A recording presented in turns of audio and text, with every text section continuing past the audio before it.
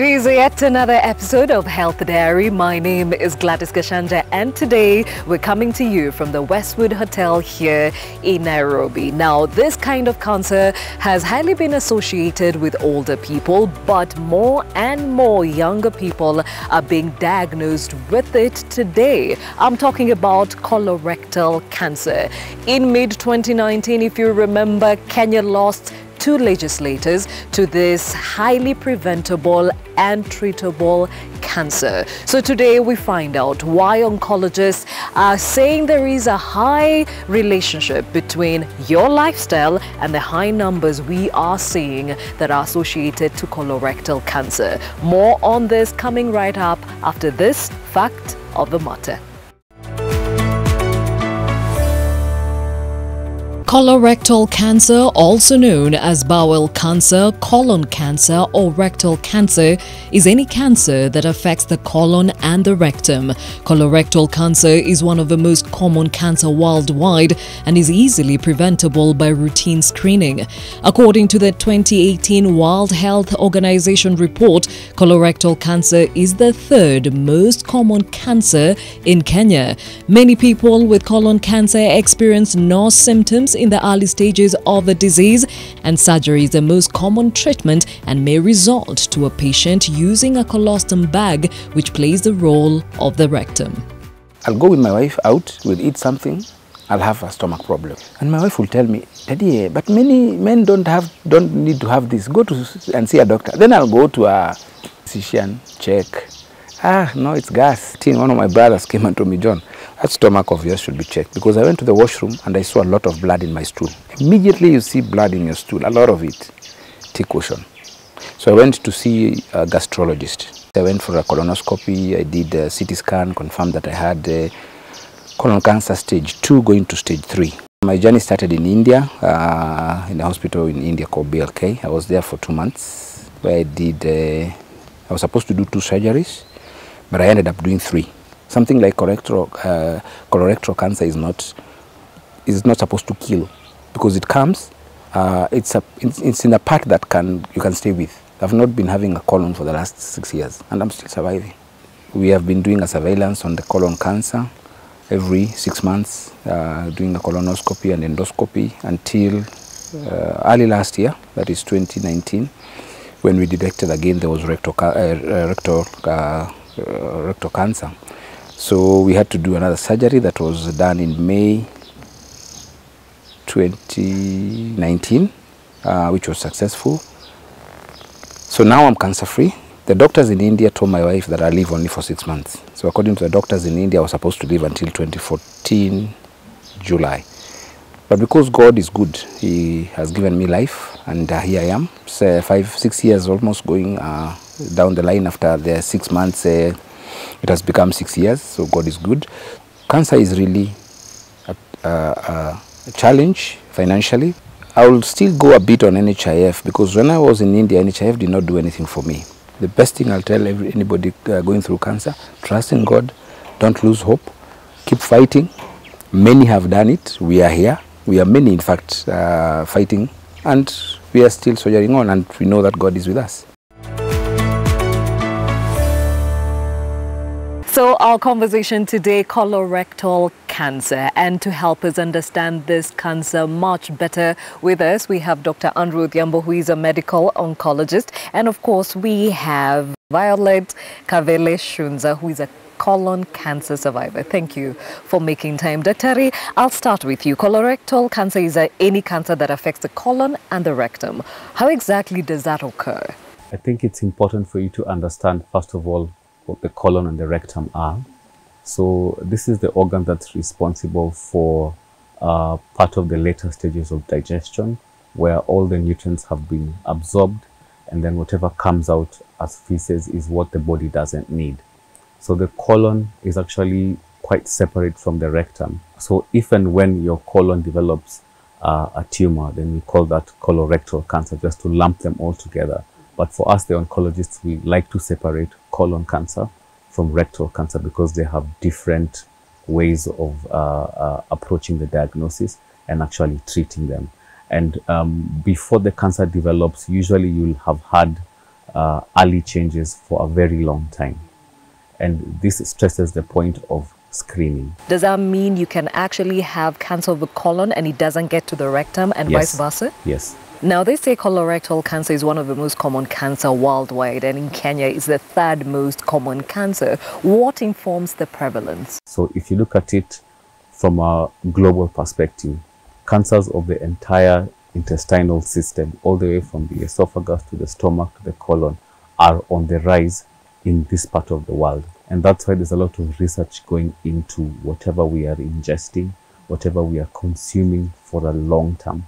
Because we used to think it's just the alcohol and tobacco and whatnot, but that doesn't explain why somebody who's 17, young patients in their 20s, early 30s, who haven't had long-term exposure to the common carcinogens are still getting the same cancers. I think it's boiling down to what we are actually consuming. Now, Violet, even as we talk about this, you say you were diagnosed at 33? At 30. At 30? Yeah, I just turned 30. So this is 3 years ago. What were the symptoms you had? The symptoms started in early 2012. But every time I went to hospital, I was treated for different kind of ailments, ulcers, constipation, bloating and stuff like that. But the main symptom was blood in my stool. Every time I passed stool, there was blood in the stool. Yeah. And then towards 2016, 2017, my stool was very slim. And at times I could not even pass stool without the use of stool softeners. I had to buy softeners to soften the stool so I can pass the stool with ease. Okay, now Daktari, just reading up on some of those symptoms associated to colorectal cancer, they mimic other conditions. So what about colorectal cancer stands out? Allow me to confidently say nothing, because she's very right. Based on your symptoms, it looks like it was a left-sided tumor, because those are the ones that you'll actually see blood in stool. But if your cancer is on the right side, you will never see any blood in stool, because it takes a lot of time to transit from the right side of the colon to the left.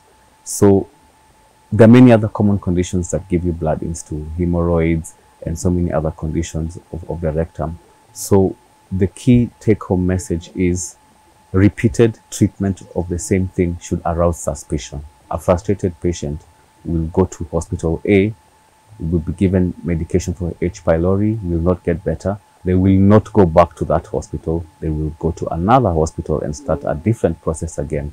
And then when the history is not taken very well, that previous history doesn't come out. So you end up being treated now for typhoid, and then you go to another hospital and now it's amoebiasis. Before everybody ties up the problem, it's already too late. At what point led them to that realization that they were dealing with cancer? A CT scan was done, ultrasound and blood tests, urine test, and the doctor said I had pelvic abscess. So they said I was supposed to go to theatre and then they would clear the abscess. So when I went into theatre, when they opened me up, they realized it was not actually pelvic abscess, it was colonic mass. On a personal level, how long should these kind of symptoms persist for me to now go and say, no, we need to look beyond what we've been treating? If you are constipated or you're having problems going for a long call and you've been treated, this week you've been treated, next week you've been treated, and it's not getting better, at the 4th week, you need to demand to have a second opinion or to be referred to a specialist who can actually find out the problem or is well trained enough to find out the problem. But I'll give you the other side of the story. Patients are scared of being diagnosed with cancer, and therefore when they are told you have amoeba, then that's a good diagnosis to have. So they lean on it and clinch on it because it's treatable and it's not cancer. So we both have to be educated, both the healthcare system and also the patients, because if you get an early colon cancer stage 1, with surgery alone, more than 95% of the patients can be cured. And at what point now were you told you had colon cancer, and how did you take that news? When I went into theatre, the gynecological surgeons were the ones who were operating on me. But from what I got from them, when they opened me up and they got that colonic mass, they had to call in the general surgeon who had to finish up the operation. When I came from theatre and I looked at myself and I saw my colon hanging outside my stomach, I was shocked. So they told me what they had done to me. We opened you up, we found a mass, and we are sending them the biopsy to the laboratory for further investigation. So I had to wait for like 2 weeks, and when the results came, they told me it's actually cancer. I can't say I was shocked. What shocked me most was having a colostomy. Is there anything that you can say is probably fitting to the numbers of the younger people? Because this is a young phase in as far as this cancer is concerned. Our part of the world, the research we've done at the University of Nairobi shows that this average age is 10 years younger. So our patients are getting diagnosed on average in their mid-50s. Now, we looked at a series of close to 500 patients just recently, and 20% of them are below the age of 40. That is not a small number. There's this new entity called, young onset colorectal cancer and also young onset gastric cancer. So these are GI cancers that are affecting a particularly younger population, but we don't know why they're getting these cancers. They don't seem to have any family history. They are not consuming alcohol. They're not consuming tobacco. So we don't know. For cancers that affect the left side, they're thought to be more common in men, but also women can get them. But the ones on the right probably tend to have a worse outcome in terms of prognosis. Violet, speaking of risk factors, do you have any cancer in your family line? I was the first one to be diagnosed with cancer in my family, and then my mom last year. And what was your mom diagnosed with? Multiple myeloma. Yeah, so blood cancer. Okay. Yeah. Just about 10% or less of all colon cancers are linked to somebody in your family having it. We call it familial. Most of them just occur as you continue to grow up in life. We call them sporadic cancers. But having said that, the moment you have a family member who's diagnosed with colon cancer below the age of 50, then your siblings, parents, or anybody who is related to you directly needs to go for earlier screening. The current Kenya screening guidelines recommend screening from the age of 40. But in your case, then your relatives have to start earlier, probably in their 20s, because you were diagnosed when you were 30. All right, so Daktari is talking about screening is the way to catch this kind of cancer early enough. But the question is, what kind of screening is there for colorectal cancer, and why don't we see this kind of messaging encouraging the same? You were insisting that screening is the way to go for you to catch colorectal cancer. What kind of screening are you talking about? Screening means looking for a disease in somebody who is not sick. No symptom whatsoever. Once you already start to have bleeding or constipation, you no longer fall in the screening category. You fall in the category of getting a diagnosis. If you have no family history of colon cancer in your family, then what is recommended is the stool test. And this stool test, what it does is it looks for small traces of DNA that are released by very early cancer, which can be detected in that stool test. Now, if you have a family history of colon cancer, then you need to do a better test than the stool test. For those category of patients, we recommend that they go for a colonoscopy, which is just a hard way of saying putting a camera up your bottom to look into the colon, the entire colon, to see whether you have cancer or any growths we call polyps, which might eventually turn into cancer.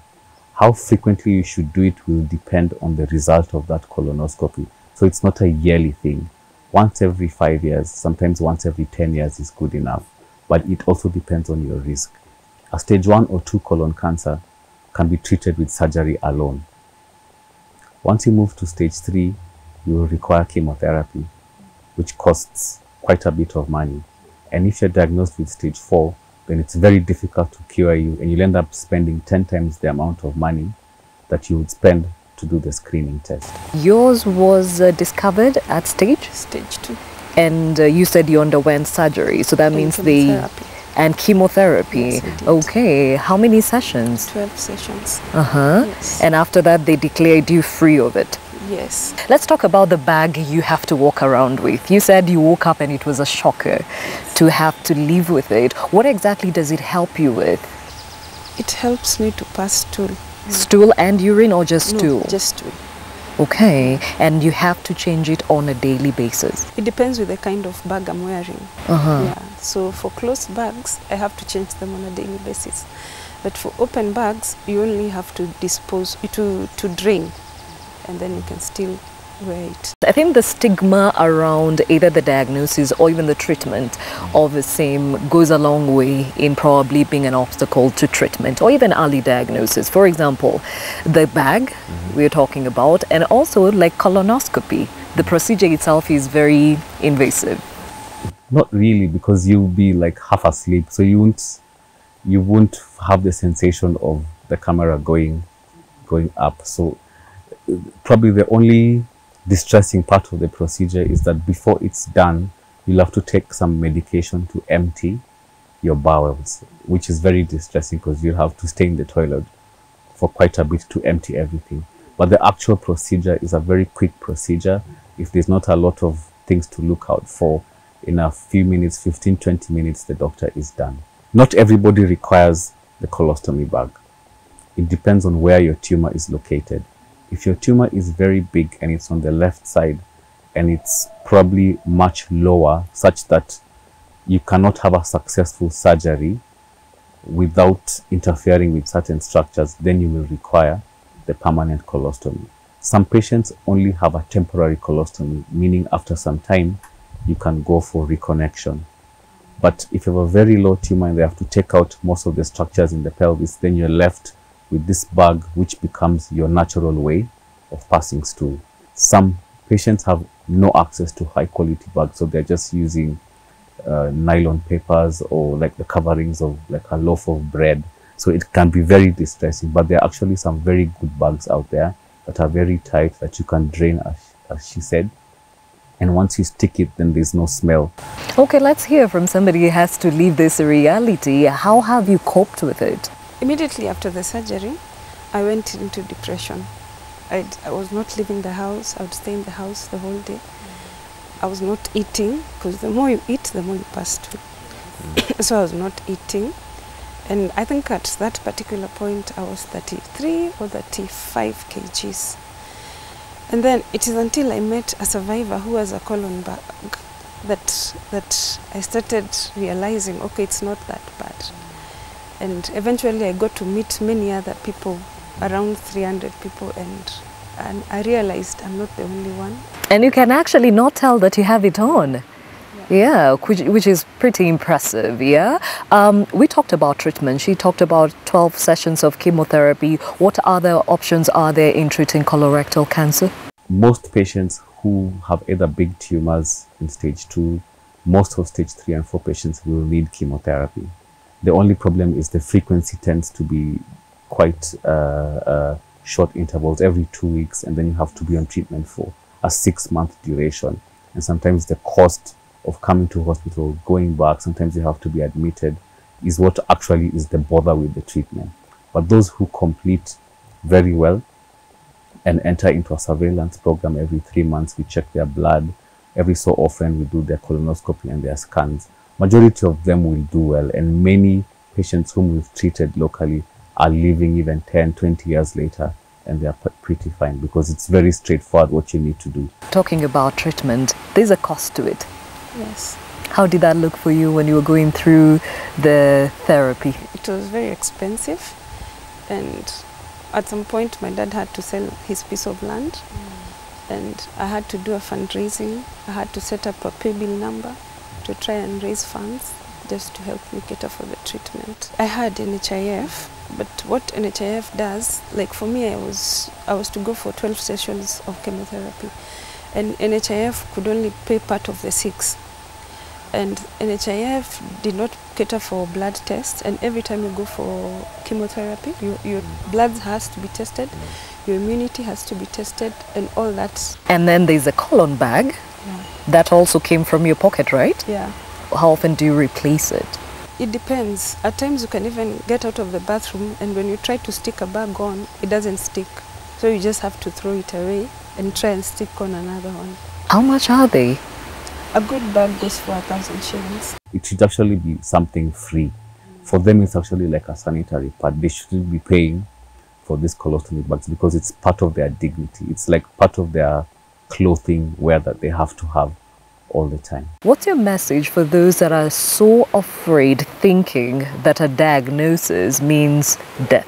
If the cancer is detected early, that is equal to better treatment option. Like Dr. is saying, if it's caught at stage 1, you'll only go for surgery and go back home. If you had a chance to do this all over again, I would have asked my doctor to go for a colonoscopy in 2012. Yeah, when I started seeing blood in my stool. Do we have the infrastructure in this country to cater for all these needs, and are they affordable? We have the infrastructure for screening.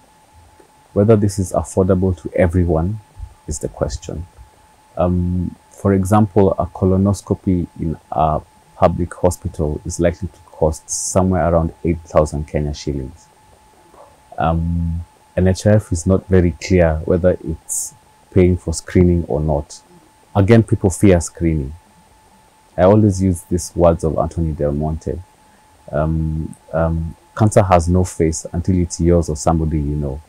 But I think the message needs to be louder. The National Cancer Institute needs to be empowered to make this message as loud as possible. Okay, I think that is very imperative that we remember screening is a way to ensure that we keep colorectal cancer at bay. Dr. Andrew Odhiambo, medical oncologist. Violet, thank you for your time. She is a colon cancer survivor and a cancer ambassador, right? Yeah. Time now for the health tip. We are going to use cucumber, some apple, ginger, baby spinach, and some celery. All these ingredients, you find that you're getting some vitamin A, C, and K, and also some vitamin E, and some ginger, which is inflammatory, and some antioxidants from the apple, like polyphenols, and this will help relieve your migraine.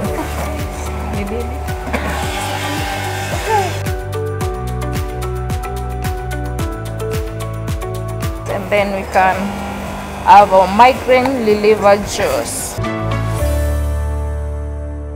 Yet another informative episode of Health Diary. Thank you for your suggestions and comments coming through to us on our social media handles. My name is Gladys Gashanja, and today we are coming to you from the Westwood Hotel here in Nairobi. Until next time, see you.